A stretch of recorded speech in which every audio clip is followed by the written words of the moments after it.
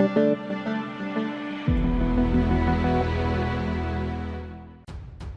to hard reset Infinix Hot 9 Pro.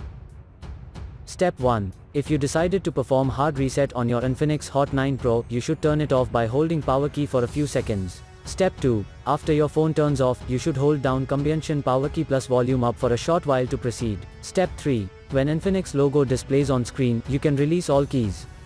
For further detailed guide, please check the link in the description. There you will find further steps on how to hard reset your smartphone.